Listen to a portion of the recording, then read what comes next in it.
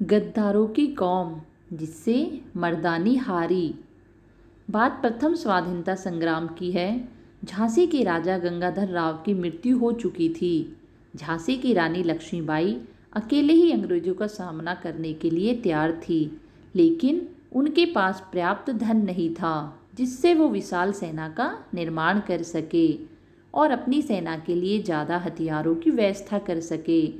रानी ने झांसी के सभी धनाढ्य लोगों और व्यापारियों को अपने दरबार में बुलाया और उनके सामने अपनी समस्या बताई तथा उनसे आर्थिक सहयोग मांगा। वे सभी व्यापारी और धनाढ्य लोग अपने अपने घर चले गए। उनमें से कुछ लोगों ने रानी को सहयोग देने का निश्चय किया।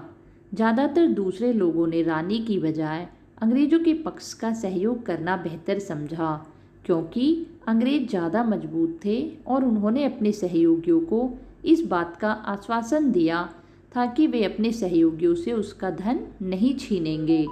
और इसका नतीजा यह हुआ कि रानी लक्ष्मीबाई ना तो अपनी सेना का आकार ही बढ़ा पाई और ना ही रानी की सेना बहुत ज़्यादा हथियारों से युक्त हो पाई। जब रानी लक्ष्मीबाई और उनकी सेना की लड़ाई अंग्रेजों से शुरू हुई तो उन्होंने अंग्रेजों से वीरता से लड़ाई लड़ी, लेकिन छोटी और कमज़ोर सेना अंग्रेजों से पराजित हो गई। रानी लक्ष्मीबाई भी बुरी तरह से घायल हो गई।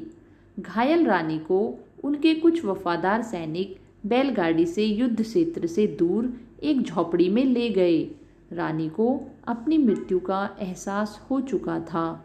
रानी ने कहा, मेरी मृत्यु के बाद झोपड़ी के साथ ही मुझे जला देना, ताकि मरने के बाद भी अंग्रेज मेरी लाश को भी हाथ ना लगा सके। रानी वीर गति को प्राप्त हुई। रानी के कहे अनुसार उसे झोपड़ी के साथ रानी की चिता जला दी गई। युद्ध में झांसी की हार हुई और अंग्रेजों ने झांसी पर कब्जा कर लिया। अगर उन धनाढ्य लोगों ने लक्ष्मीबाई की मदद की होती तो अंग्रेज हार जाते और प्रथम स्वाधीनता संग्राम का परिणाम कुछ और ही होता। Moral message of the story. अगर आप खुद देश के लिए अपनी जान दांव पर नहीं लगा सकते तो उन लोगों की मदद कीजिए जो देश के लिए मरने के लिए तैयार है। आप धन संपन्न या शक्ति संपन्न है तो अपनी निष्ठा अपने देश के प्रति होनी चाहिए, अन्यथा आप खुद को सुरक्षित रखने के चक्कर में अपने देश से गद्दारी कर बैठेंगे।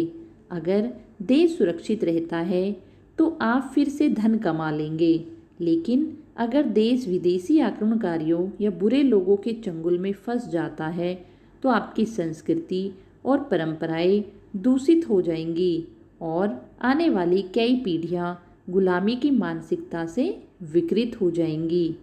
इसलिए कभी देश से गद्दारी ना करें। जय हिंद।